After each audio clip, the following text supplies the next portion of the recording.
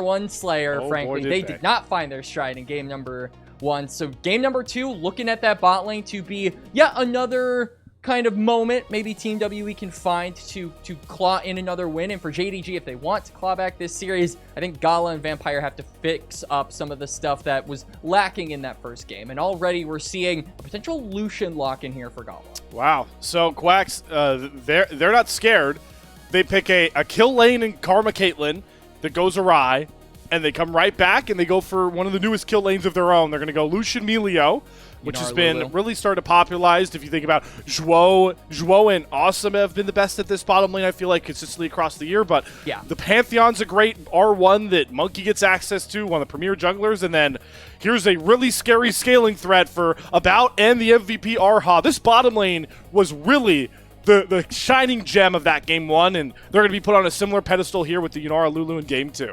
So Pantheon lock-in here, if JDG want, they can just put HongQ on the Twisted Fate. I think a big response from them to match the global pressure of Pantheon is to just get some global pressure of their own. And so with Nocturne banned away, maybe that is an angle they look for, but instead, they're going to go for the Vi. So it feels like this is going to be something where they really understand, hey, About did very good in game number 1. We're going to pick as many champions as possible to prevent that from happening a second time. And honestly, I think Team WE so far have drafted a comp very tailored to allow About to be the carry, right? Obviously, Yunara Lulu is a very potent 2v2 lane and just being able to help the Yunara scale on up, but the Pantheon as well is going to make sure that if Lucian and Melio ever try to press their advantage and push open those waves, Grand Starfall is going to be dropped on their head immediately to punish them overextending. So I like what WE have here so far. I'm wondering what we'll see on the last couple of picks. I would imagine we'll probably see Q put on a tank, which will just help About even more, because the more space makers, the better in the case of a champion like Yunara. But for JDG, you've got the lockdown from the Vi. I would imagine like Ambessa might be something that Xiaoxu seeks after, as that has been a pretty common top jungle pairing, just to look at one specific guy and say, screw you in particular. So maybe WE try to utilize this last ban to take it away, because I think if it isn't taken off the board, that opens up the door for JDG to really snap engage if they can find About in any of these future team fights, at least later on into the game. Right. So yeah, interested to see if that ends up coming through. Yeah, I am already kind of hesitant. I think it's pretty, confident, I'll say the word now, not arrogant just yet, to pick Vi into a Lulu comp. I think Vi is one of the worst champions to play into Lulu going forward. If they're the only engage. If they're the only engage. So we'll have to see out for that as we've gone through the ban phase. It's been all mid lane focused. So both Karis and HongQ's pools have been sizably pinched by a lot of the meta picks we've seen here. And it's going to have to be Team WE to look for the blind. And there's that TF. So HongQ going back towards a special. This is now a full-blown pick comp here for JDG. Again, similar to game 1. It absolutely is, and all of that is going to be focused on to About. So Team W with these last couple of picks. I actually do like the Silas here. It's a decent lane matchup into the Twisted Fate, and gives you the ability to say, hey, you're going to go on my AD carry? I'll go on your AD carry right back. So, exactly. So we see the tank coming through here from Cube. It is actually going to be the Cassante. So Ambessa isn't the greatest into Cassante, so it's at least going to remove that angle unless Xiaoxu is feeling bold. So Gnar, I think, is probably the most logical thing that we'll see from here on out. We talk about a pick comp, and Gnar, I think, does bring some team fight ability to this pick comp that is very single target focused. If you have to have that AoE, Xiaoxu can provide it. So covering all their bases here as far as engage goes, and does give you a decent matchup into the Cassante at least. But again, I think the big focus has to be on this bot lane. About carried really nicely in game number 1. It's a very similar story here in game number 2. I think JDG, though, have definitely come better prepared. Like we said, it's a pick comp. You've got the gold cards, you've got the cease and desist, you've even got the culling, which I think is going to deal a sizable amount of damage to everyone not named Cube, unless Monki can block it with that Shield of Aegis, of course. But yep, it's very, very, very, very similar to game number 1 here, at least for the win cons. And Gala, this is going to be a test for him. He had a bit of a stinker in game number 1. Lucian, if he falls behind, it's going to be a lot more consequential than Caitlyn. Another similar style draft here from Tabe, encouraging his team that Game 1 woes were just a blip in the radar, and we can play early aggro comps and find success here. But Team WE are riding a win that they have not had to even bounce off of so far in Split 2. So how dangerous does this team want to play with now that to what worked for them in Split number 1 to try and get some wins here in Split number 2 is very reassuring. This is kind of a common theme with a lot of teams. Like AL are kind of late bloomers here as well, where they're returning back to form. JDG as well are returning back to form with the last 3 series being wins in 2-0 fashion. And Team WE might be the latest bloomer, but hey, better late than never. Better late than never.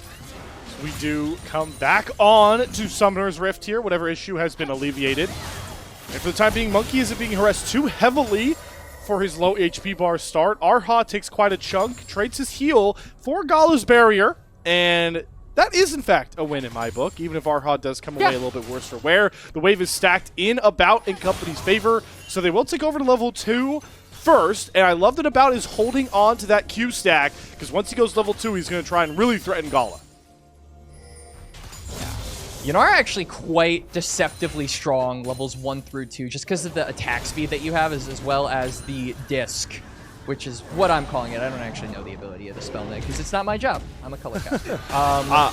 It's called Arc of Ruin when it's upgraded, when it gets turned into the big W, the W projectile. All right. Fun fact, Wax. Yeah, there we go. As Karis looking for a meaty trade into HongQ, but he's going to get backed by the gold card at the end of it. We did see that Monki actually went for a 3-camp reset, very similar to what he did in game number 1 on the Xin Zhao. So we'll have a potential item advantage against JunJia if the two end up meeting around this crab, or potentially looking for a 3v3 in the bot lane, as like we said earlier, some summoners were burned. Another dash forward here from Gala. Gets polymorph though, and About able to dish out enough damage back over here. We do have both junglers pathing down here, as you mentioned, though. Monki off his reset is a bit stronger in the items. JunJia a bit ahead in the clears, but they have walked past each other virtually and met on opposite sides to go after this crab. JunJia has layers smite, are the though. first ones that can join. Good call on the smite advantage here, as the Aegis Assault will go up for Monki to block the Vault Breaker. Stun gonna land, but JunJia's just waiting for it to get low enough to smite it away here. Conqueror prot for Monki as the bottom lanes look to aggressively trade as well. Arha chunk decently low. About doesn't have access to that Q. JunJia will secure the crab, take over to level 4 here, and will Vault Breaker back out using that smite advantage, and WE really can't claim much more else in a return. JunJia actually isn't going to go for a reset. He has the 28 CS required to get like a decent tempo back, but him staying on the map is actually pretty insane. He could have looked for that topside crab because he had prio from Xiaoxu, but instead is going to see, hey, Monki did have a blue buff ring around him, so there you go. I'm going to just take his blue buff. So a good early camp lead is what Monki will be jumping out to, or JunJia rather will be jumping out to, and he will not get away scot-free. Back canceled. All right. Arha, you have the chance to do something very funny if you land this Q over the wall. All right, he's not going to. All right, so the reset does come through. JunJia just a little bit slower, so Monki will get to catch up a little extra time. But JDG have opened to a nearly 1,000 gold lead. Once again, back on something we continuously talk about, their solo lanes, which are in advantageous positions once more. This Gnar, you expected to get out to a CS lead, and HongQ with the Twisted Fate is expected because of that pesky, extra gold that the Twisted Fate can always cash in. It's really hard to not have a gold lead on Twisted Fate if you haven't died in the game. And we have talked about it a couple of times on the cast. In fact, we talked about it last time we saw JDG in the series that we most recently cast as Slayer, where sometimes we can consider the gold lead from Twisted Fate to be fool's gold, right? Yep. Even though you have a gold advantage, there's nothing really in the damage department that you build that can really utilize that effectively, because TF is more of a utility champion. As Monki is looking for an invade here, does have the smite available, but did actually get it. Yep, so smite the big one away, ticked over to level 5. He's going real deep here to harass JunJia, who will be able to just walk his way over to his Krugs, a bit less healthy, but Let's see if Monki wants to go after this dragon. He has his bot lane with a decent push, though actually the waves reset and his bottom lane will reset. So never mind, Monki cannot afford to go for this dragon. He has camps to take anyways on the spot side. Yeah. And JunJia having that big raptor denied from him does mean that actually he did steal away the blue. So I think that if he is present for that bot side scuttle, it will mean level 6 over to him. But for Monki, I don't think that's going to be the case. So it's pretty important for JunJia to, yeah, you can see him going for the reset, grabbing that tunneling. He wants to have an item advantage because this is the true most important objective for junglers in 2026, Slayer. Second scuttle spawn? That's the most important objective? Yup. Listen, level man, 6. I'll take your word for it. I'm definitely not paying attention to what is most important for you until you tell me to run over to fight something. We'll see if JunJia needs to call his team over here to fight for this scuttle, or if Monki will just go after HongQ. Gold card being held, and, well, that basically shuts down Monki. He still will jump forward with the stun as both stuns land. Abscond goes forward, but the abduct land from Karis can't happen because HongQ plays in the minion wave. There's JunJia getting the crab, taking over to level 6 and saying, all right, Dragon, it's time to tussle. Not only does he get level 6, but look at the shove in bot lane as well. I mean, Karis has the ability to maybe run down here and check for vision. Monki as well should ding level 6 off these raptors, but I think you're just too late at this point. Dragon is at about 1,000. JunJia has upgraded Smite. Will maybe try to look aggressively onto the Vibe, but won't be able to do so. At the very least, steals away that ultimate. So an extra little bit of lockdown is there for the mid laner of Team WE. If Monki decides, hey, maybe I can try and make use of that and look for a mid laner. Yeah, you can always go for the hijack cease and desist to cover for the Grand Starfall. And HongQ maybe even with Flash doesn't get out of that sort of situation. He will take his base now, though, with his own Destiny online. We'll see if HongQ wants to utilize the first Destiny just to get back over towards his lane. Do see some Twisted Fates do that.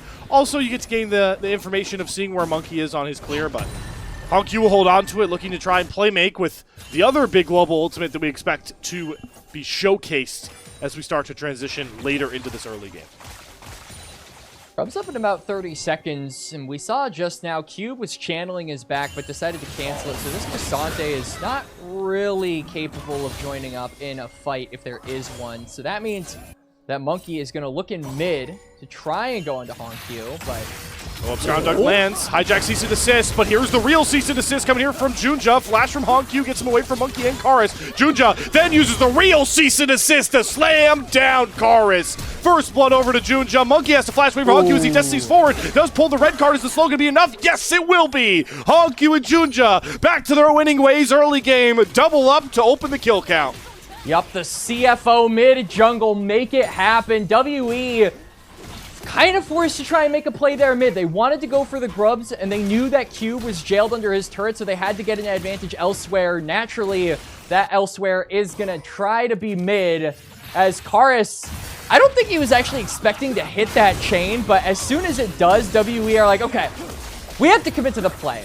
But the engage isn't enough. HongQ is tanky. JunJia is in the area as well, and then we see the Destiny True Sight make it really easy for JunJia to land that final Volt Breaker. So he helps HongQ secure a kill of his own. Now Grub's there for JDG. Dragon on top of that. They are just opening up to a really solid start here in game number 2.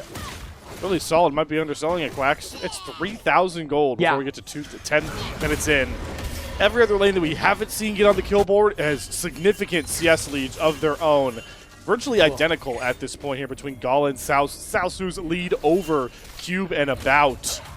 So WE, we do like how they can kind of scale into this game, but this is the exact start you want to see from JDG, and they need to keep it up here to make sure WE can never really catch up. And it feels super, I mean, Monki just now hit level 7, but JunJia is basically 2 levels up over the guy right now. That is never a good feeling to have as a jungler, especially as one like Pantheon where you really want to try and make use of that mid-game spike, but if you're constantly behind in tempo and the Vi is the one making the plays, it's hard for you to react and really make a difference because there is a solid chance that JunJia just one-shots the target, you land your Grand Starfall, and you've got no one to protect. They're already dead. So I think he's going to have to be the guy being proactive, but that's really difficult given just how much responsiveness there is from JDG as a whole. Looking at HongQ with that Destiny, of course, as it's not up just yet, though. Yeah, not up just yet, but it is getting there. A little over 3/4 off of cooldown as JDG, no Destiny be damned. Like, they're still looking to go aggressively into this jungle and at least steal away some camps. And really just dominate vision, right? They're keeping some blue wards deep into Monki's jungle. They force him to finally come down here to respond as he gets all of his topside camps cleared out. But he does lose another blue buff, so he falls further behind in the camp count. And Tri-Brush, Pixel Brush still lit up with pink wards here, so they have to be wary that JunJia could be sitting out here and waiting to pounce. They bring Monki over to clear all that vision out, but that is a lot of time spent cautiously trying to protect themselves from JunJia, who now has access to that cease and desist and the Destiny available. Karis hijacked Destiny from HongQ, and he'll just use it to come back here to lane. So maybe he's able to help shove in some of these waves. I mean, HongQ has a teleport of his own, so I don't think you'll be able to get a push advantage in mid here. That's why they're calling Monki over, because they know they need a 1v2 situation to get priority ahead of this dragon, which means JunJia is actually going to stay around. Maybe this Vi finds an angle with the gold card that HongQ is just tossing out, but yeah. All of that effort from WE to try and wrestle control of mid, they're not going to be able to find it, which means JDG should have no problem being the first ones to this dragon. Or JunJia flexes that level lead and pushes Monki off of another grab here as the Colig does go down from Gala on the bot side. He's really just been using these to keep pressure up in his own lane as JunJia will jump forward, but he wasn't expecting Karis to be here waiting him. Silent Duck does connect. JunJia, though, very healthy and kind of just shrugs off the entire combo from the Sylas and still ends up taking away much of the Raptors. He'll get some jungle privilege as well. He'll heal off of the scuttle. I'm actually surprised that JDG haven't pulled the trigger on the dragon quite yet. We're going to get a reset from the Vi, and then I imagine we'll probably redeploy onto the bot side as... Looking top lane here as Xiaoxu. Oh, here we go. Here's the play for WE. Grand Starfall into Gala. He dashes, but the flash comes across. The knock-up as well into the polymorph. Arha really using that Lulu kit well to make picks happen. And Gala drops as that dragon still stands on the rift here, Quack. So a big moment here for WE to finally answer back. Yeah, WE get their first pick of the game, but Xiaoxu is here to try and even the odds. Teleport coming through, and it's a flank. There is no way for Cube to join this fight. It's a 4-on-4. The stun lands on a Monki. Aegis Assault will finally drop off, and Monki should be sacrificed. Xiaoxu does go back into mini R4. HongQ flashing forward, gets a gold card to land on Arha, and it will be a 2-for-1 special on WE deaths. They may have been a man down at first, but JDG still pounce and make sure to secure the dragon they came for in the first place. Yep, that's going to be Dragon for JDG, so that'll give them 2 Drakes. Next one will be Soul Point, and we can also see Gala redeploy toward mid lane. He completed that quest, or is... Yeah, he did complete that quest, so that means now JDG will have a lot easier access to this future Herald in about a minute and a half because of the shove that Gala will be providing with a 2-man, with Vampire being able to join him up in that as well. So good map movements from JDG and really good punish on the pick as well, frankly. I think that Xiaoxu with that teleport made up for the pick onto Gala because WE used resources to get him, but then Gnar appears. WE don't nearly have enough damage to one-shot him, especially with the teleport shield coming through, and all of that allows them to get a pretty big advantage. Now 5,000 gold lead up over WE. JunJia 2 levels up on Monki currently. Level 10. And it's going to make it worse. He steals away the red buff. Cease and desist comes down. Nice little kickball there from Vampire, but Monki stands strong. It just comes up here as well.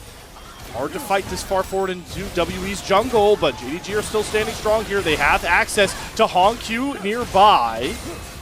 Trying to push in that top side, and maybe they were just buying time for HongQ here to get some chip damage into this tier 2 turret, take a couple extra plates away. I mean, look at the wave states right now for JDG. It's completely shoved in. They have so much access toward that top side. You can see the vision they've also laid down there as well. So Team WE are going to have a really rough time being able to regain control. It's probably not going to be enough for them to contest this Herald, and in fact, I think it's going to get worse. You can see this mid lane turret is very close to falling, and JDG has so much standing gold on the map that they're capable of taking. Frankly, Slayer, if things do get better for Team WE, it's going to get worse before it gets better at this point. Going to get worse before it gets better. Well, I think that's an apt description because the Herald has been hounded by both JunJia and Gala. Yeah, it really just feels like Team WE aren't even playing the same game right now. Because usually you'd see the cross map and think, okay, they're getting something back on the other side of the map. But the other side of the map was Xiaoxu taking another turn. So more gold goes over to him. And now Monki, they get pounced on. The kickball does land into the gold cart combo. And Monki is just dead. He already used his Aegis Assault. He doesn't even land the stun before Gala gets rid of him. They won't even let him clear a ward, man. Like, he didn't even want to push the wave. He wasn't threatening your turret. He wasn't even contesting you on the Herald. Like, he wanted to clear out a control ward. We're really going to bully a guy for trying to get... like, he's trying to make a living on minimum wage for a jungler. It might be less than minimum wage the way his early game It is minimum wage. Well, 8,000 gold lead here for JDG. So, Mr. Optimist... how do you spin? I want to hear you spin this optimistically for Team WE to be able to hold on. That was a nice little sound abduct from Karis. He uses the hijack Gnarl to throw HongQ into the wall, but that is a one-item Silas, so never mind. Back to you trying to be an optimist about Team WE right now in this game state. Hey man, like I really don't have a lot to say here if I'm being completely honest. I mean, if I want to be an optimist, I mean About has 1.5 Karis, you couldn't have gone after that pink ward. HongQ Destiny. JunJia cease and assist. Oh, there's a good wild growth, though. Karis looking for the turn as they do TP Cube in here. All 5 members of Team WE show up, and JDG are like, all right, we'll just walk away. Doesn't matter. All right, so Monki's trying to get his minimum wage income with a control ward. Isn't able to get it. Karis is trying to get his minimum wage income, getting a control ward. Doesn't get it. JDG... are like these guys are worse than JD Rockefeller. Like they're billionaires right now. WE are the poor guys just trying to get by. This is rough. Like, oh, it's magnetized. Got him. Know about the magnetized kickball? I don't know much. I fear. I'm still reeling from the connection here with JD Rockefeller into JD Gaming. Oh, that's a hijacked cease and desist here. Karis going to go after JunJia. Nice healing there from Vampire. Monki already flashed out. And here comes the culling from Gala. Get rid of Karis. Push Arha out of the jungle again. There is no part of the map that feels safe for Team WE right now outside of their base walls. Yeah, maybe the fountain. Maybe the laser will protect them. Honestly, this was a debate that I had with my friends a while back when we were in like high school. We were like, what is the laser traditionally for? And we came to the consensus that if you try to steal from the shopkeeper, he's got like a button, like a big red button that just lasers the customer, right? For trying to steal. Like if you're not a customer, you're a corpse type deal. Okay. Yeah, I see where you're going with this one. Yeah. So WE, I mean, they again, minimum wage. They can't even shop for the items right now. They're going to be corpses. Gala, that's just such a beautiful bait. Dashes right as the stun comes through, and Vampire interrupts it from Monki. And JunJia just uses his ult to constantly harass Monki. So he drops again. This is a bit more up to speed for what we were expecting from this series for JDG. Yeah. Guess it just took them one game to really lock in. Yeah, a bit of a warm-up game as they definitely look locked in here. For game number 2, 10.4k gold lead at 18 minutes. I don't know if that's a record, but I would very much like to find out. As Dragon going to be a foregone conclusion, so JDG will put themselves at soul point, but that is one of many win conditions that they have going for themselves, frankly, Slayer. I mean, we've got Baron in about a minute. If they can find a pick onto Monki, who was just forced to burn that flash recently, if you'll recall, like they can pivot onto that objective. If they want, they can wait 4.5 minutes for the Dragon.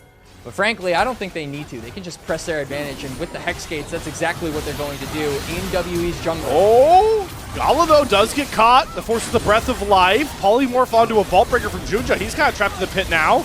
Gonna look for a turn here onto Monki. Aegis Assault comes up here from Monki, but the yellow card still lands from HongQ. And Monki's torrential punishment in Game 1. Game 2 continues. JDG just constantly knocking this guy off the map as they win another skirmish.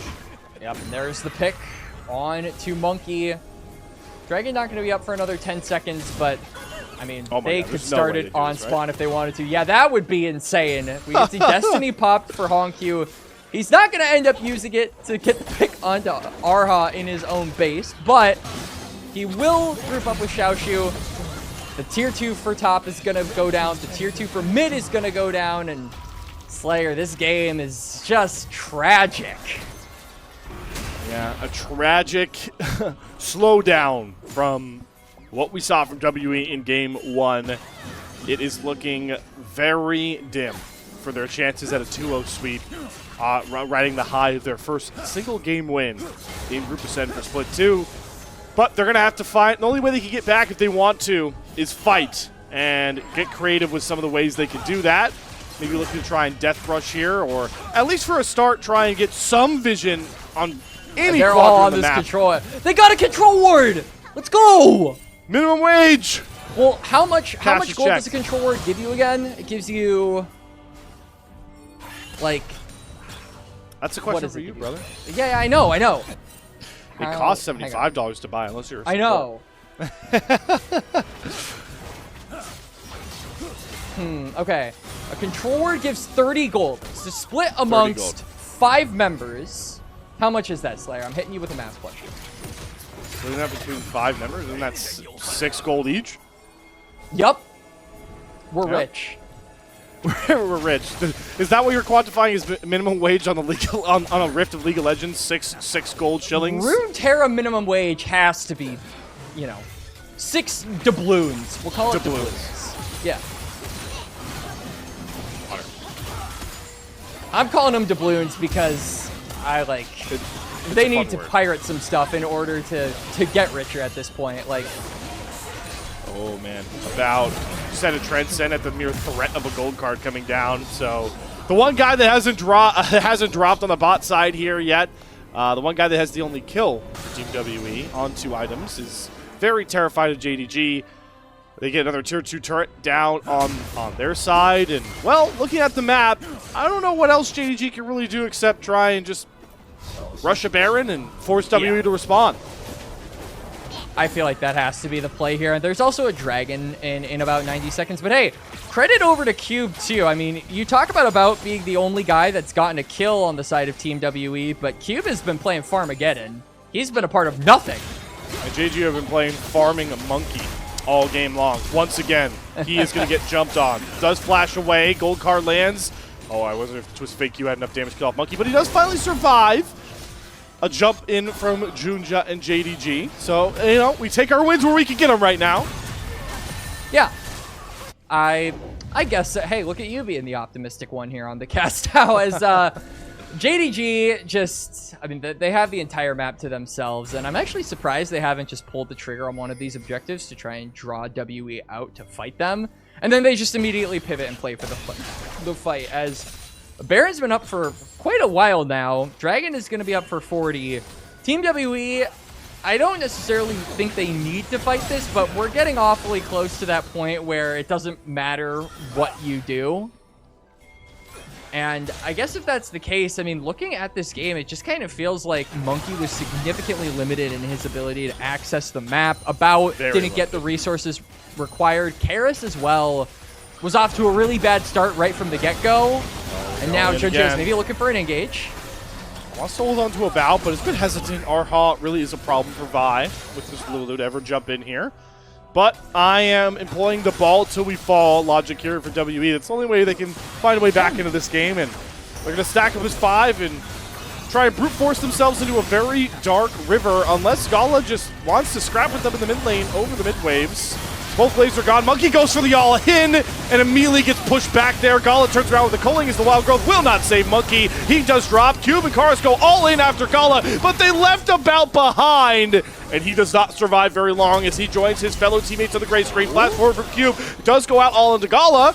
There's another kill coming across here for Team WE. It is a 2-for-2 currently, with the strong members of JDG still left up, are much more menacing. Xiaoxu and HongQ will chase down Karis. Another gold card stun lands, and Xiaoxu will clean up the fight-winning kill, and their big prize will be Dragon Soul, Hextech Soul, 3:25 minutes. Yup, JDG gonna claim that, and now we can see Xiaoxu's in a 1v2, but Cube has like no damage. Yep, he totally wins this. Even before he goes Mega, he's gonna get the first kill. He's gonna try and turn onto Arha, unless Monkey shows up with a Grand Starfall on the respawn. HongQ with Destiny coming through here. Gonna stun Monkey up again. Rinse and repeat. The cyberbullying of Monkey in Game 2 continues. Yup.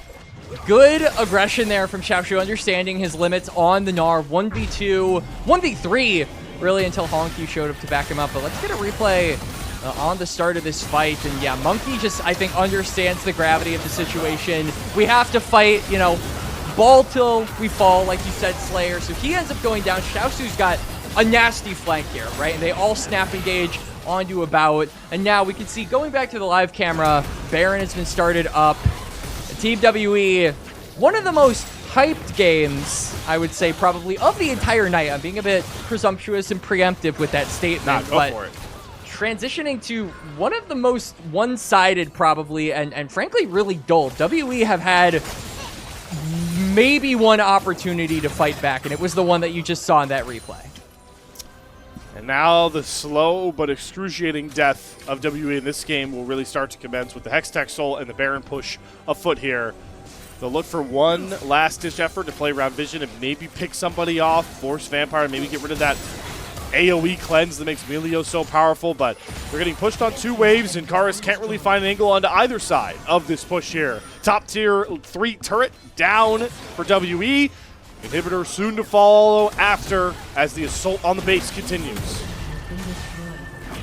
Waves are slightly disjointed, but it's not going to matter. This wave will threaten WE's Nexus turrets, so that just means JDG can focus their attention onto mid. Double inhib at the very least going to be acquired. We can see that the bot lane wave isn't really there, so JDG might just be looking to end here. Xiaoxu, though, is going out of Mega, so who is going to start up this fight if you're JDG? Are you just going to poke and prod and slowly tighten your hand around their neck, or are you looking for a snap engage? Or Team W just going to give their Nexus turrets? When is the final fight going to come? The Destiny used so HongQ can see anybody coming in. TP being used, I believe, just for the big shield from Q, but the Nexus turret is down. JDG have the option to finish the game without a fight, but About wants to scrap. Transcends goes forward. There's Monki out of the back line. Good breath of light, though. Make sure Gala doesn't get stunned up. Gala is completely safe and comfortable, and here comes the final march forward. JDG respond with a 17K dismantling of Team WE to force a game 3. You know, part of our job as casters, Slayer, is analysis, being able to break down stuff and kind of explain the hows and the whys of a game. This was probably one of the most just like, oh, they won everything, and the game was just over before it really began. Like, it doesn't get much more basic than that. So this post show is going to be really interesting because I feel like we're going to struggle to talk about key specific moments where this game turned on its head, because frankly, it was on its head, shoulders, knees, and toes the entire time. Like, this was a JDG gaming stomp from start to finish. Really no other way to put it. No, so let's go back to the one point of this game that was, you know, even footing, I would say. The draft, the only point of the game where we felt like Team W really unfortunately had a chance this one. We can go back. I believe we have the draft graphic ready if we can run that, so we can at least go through this draft and maybe talk about it here, and maybe now with the hindsight of seeing how the game played out, look back at this draft here from JDG. I must say, I am quite surprised that Team WE, they had to have anticipated the Twisted Fate response. I mean, this has been the natural answer from JDG anytime you see things like the Pantheon, anytime you see things like the Nocturne. These champions with global presence are usually, if not always, responded to by JDG with a Twisted Fate for HongQ. And he's shown as well, he's really good on this champion. So I feel like that kind of significantly limited what the Pantheon was capable of doing. I'm very surprised that WE didn't target one of those bans toward TF, because you take away TF and like, what else do you have in the global presence department, especially in mid lane? Like, you have, what, like a Galio? Are you going to blind pick a Galio? Yeah, I don't know. I don't know. It's a hard question to answer.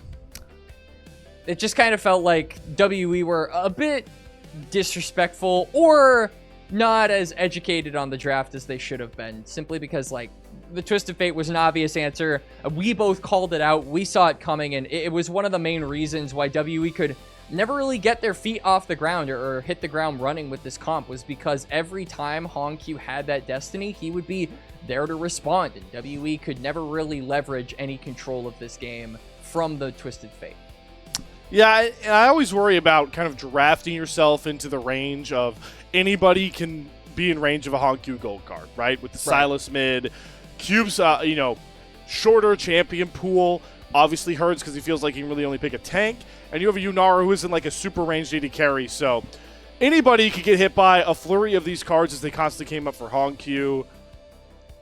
I feel like the solo lane drafts, I know you like the Silas, but I still just think, like, especially into things like Lucian, it's best to try and outrange them in some capacity, because if you're going to fight close quarters with a Vi, a Lucian, and the TF like we mentioned, things usually don't go well. And I guess in that regard, W were kind of stuck, because on one hand, you don't want to allow this Twisted Fate to get constant priority over you, to just have free reign of the entire map with Destiny without losing anything, right? Because the waves aren't pushed under his turret. But at the same time, you pick a ranged threat, they're usually not going to be able to match the global presence of Twisted Fate. So it's kind of a situation where WE have to pick their poison, and they said, all right, we're going to try and steamroll him in the laning phase. We won't be able to match that global presence. We've got the hijack to try, but that's not always going to be super reliable, right? So WE had an answer, but it just didn't end up panning out. The Silas was basically behind before it had any opportunity to get ahead. That 2v2 I think back to that we just saw in the replay sort of highlights of this game that were extremely short, I might add, as this was just a very macro-oriented game from JDG. Like, that 2v2 set the Silas behind, and he was never able to get back into the game. And frankly, same goes for Monki as well. I mean, like, he wasn't able to really claw his way back into the game either on the Pantheon. So you shut down 2 threats with that one fight alone, and JDG just never really put their foot off the gas. Let's see where this goes. Okay, it goes to HongQ. I think this is fine. My vote would have been JunJia, because I think he like ruined Monki's game so early, and that's what really slowed WE down, and he was as on point with a lot of his engaged looks as HongQ was. So it's fine to give it a HongQ. I think his Twisted Fate earns it a lot of the time, but I would like to see JunJia on this one. I don't know about you, Quacks. I mean, I think JunJia probably would have been my second vote. I agree with HongQ, though. I felt like his just we've been talking about it all post-show. His presence on the map made it so Team WE could never do anything. Like, they weren't able to get around Summoner's Rift with the Pantheon. They weren't able to roam this Silas around because, oh, a Twisted Fate is just going to Destiny to the same lane and turn this potential numbers advantage fight for us into even footing, and JDG being up gold the entire game will inevitably win that. JDG inevitably smashed WE in the second game. They brushed off whatever ailment, whatever rust, whatever you want to call it, that happened to them in game 1. But Team WE still have another shot here. Do or die game 3 for our opening series to see if Team WE can not just get their first win in the LPL, but their first series win in Group Ascend Split 2. We'll see you guys on the other side of another short intermission to see how this series plays.